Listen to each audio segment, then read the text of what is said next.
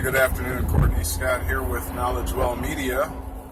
It is Friday, finally, and I believe it's October the 6th, I want to say.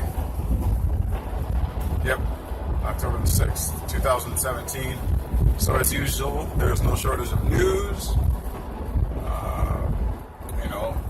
Everyone around the country is trying to collect their thoughts and their emotions as we're dealing with the after effects of the tragedy in Las Vegas. Now, I guess is the time of speculation. People are putting out their opinions and scrutinizing the factors of the event. No doubt people are making preparations for the lost loved ones, and all sorts of things going on all around the country. Say there's definitely a spell of confusion as to how something like this in Las Vegas could have even taken place. I've heard some people refer to Las Vegas as a sort of police state, meaning that there's cameras almost everywhere, and there's hardly any type of privacy, and the police have a strong presence there, being that it is Las Vegas. So there's definitely a lot of questions. But what I wanted to talk about a little bit today is the emotional state of we the people, most specifically in the Americas and generally all around the world, the emotional state. Now, I contend that we are mostly driven by our emotions, as opposed to being in control of our emotions and not letting our emotions drive us, but we using the emotions appropriately and in context or in control, in proper context, I should say. A lot of times we run things through our emotional filters even before we weigh the facts of the matter, and so that can contribute to all sorts of problems and incorrect responses to certain situations, because we act based on our senses or what our emotions are indicating to us, and we don't oftentimes weigh the consequences and such. So I believe that an enemy or the enemy, knowing that we are prone to these type of behaviors, and following after our emotions and doing what our emotions tell us, our enemies, knowing this, they play on our emotions. And so if they get us upset, well, first of all, they know how to get us upset. I think it goes way back to conjuring up a strong patriotic mindset in the American people, even going as far as giving us symbolisms and quote-unquote idols that they indoctrinate or teach us are symbols that represent us. So I remember growing up in private school and public school alike, Every morning we would say the Pledge of Allegiance to the flag. Right there in the classroom, we would stand and put our right hand over our hearts, and we would pledge an allegiance to the flag of the United States. And even now, saying that kind of takes me back, because when you really think about what you're doing, now again, I'm not speaking against the free society of America. I'm not speaking against that. So get out of your feelings for a moment and let's, think critically here and contextually. Okay? Unplug yourself from the emotional filter and let's just discuss this for a second. I pledge allegiance to the flag of the United States of America. That was the beginning of the pledge. Why would we be pledging allegiance to the flag? If anything, we should be pledging allegiance to one another. We should be pledging allegiance to God, Jehovah, the great I am. Why are we pledging allegiance to the flag? As in, or as if it's some type of entity, God, a God or some kind of being. What can that flag do for us? It's just a symbol, and it was something that was given to us,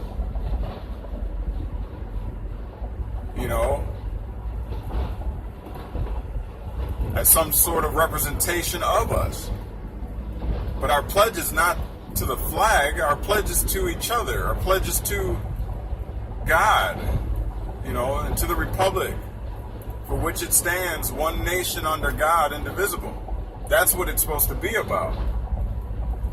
So, just in looking at that, we've been taught that from very early on. We were indoctrinated, if you will, in schools, and we were taught that that's the correct way to go about life.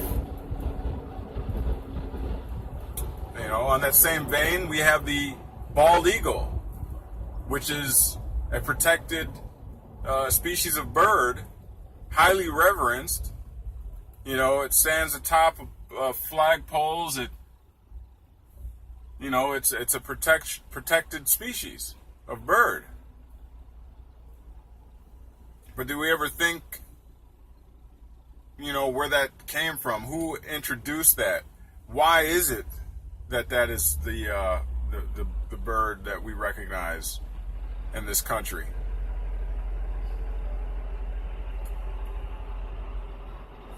Some researchers have commented, that eagle that we revere is actually given to us by Rome.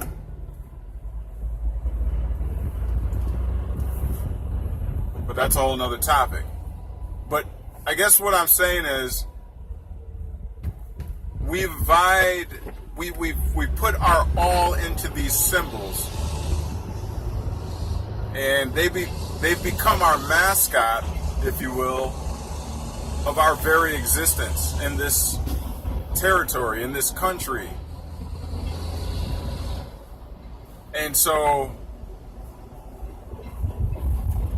for someone to do harm to the flag, or someone to do harm to an eagle, or what have you, most of us would be ready to,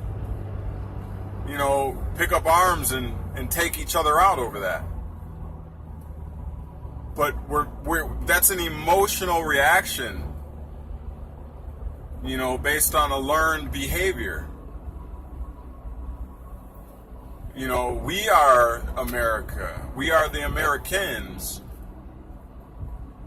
We trump that flag and that eagle.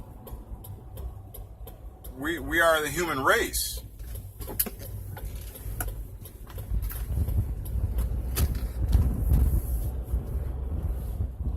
But again, they've taught us to be emotionally attached to these articles.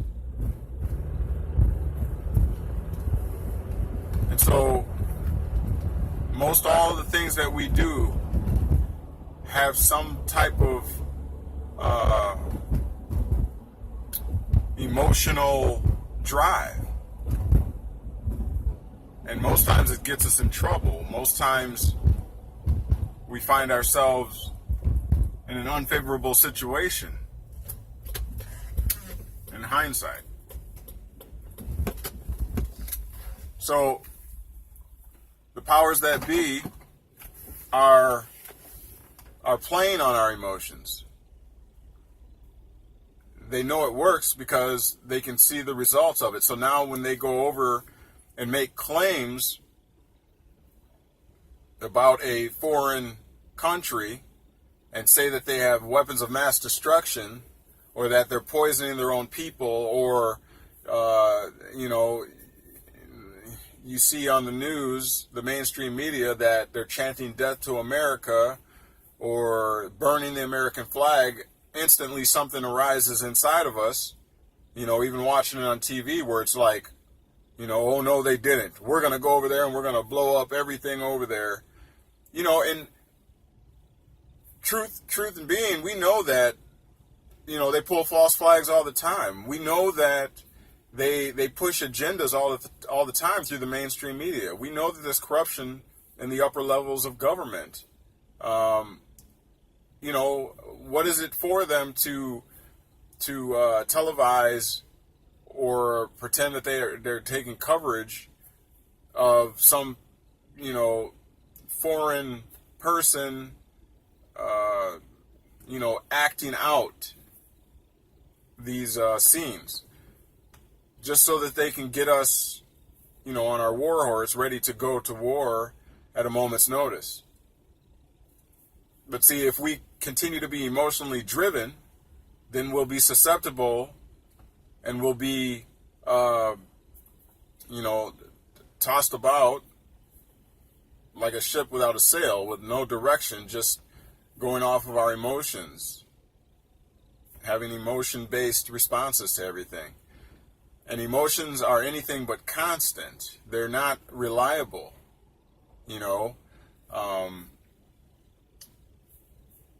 They're like the weather. They change.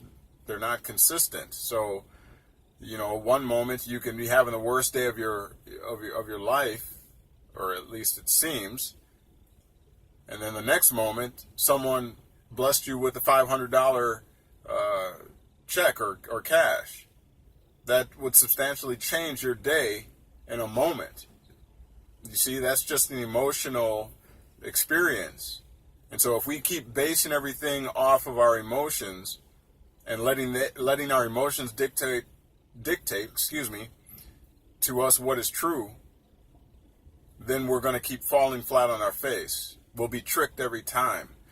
And so these movements that you hear so much about on the mainstream media and on some YouTube channels and things, it's all about trying to incite you to an emotional response. Americans are not racist. Let me say that again. Americans are not racist. But what we are is we are emotionally driven. So all it takes is for one scene that is unacceptable by one color of person or one race of people, and that can start a fire all over the nation, because it's an emotional drive. And so that's really all I wanted to talk about, just to get you to think about, is don't be emotionally driven. They're not factual.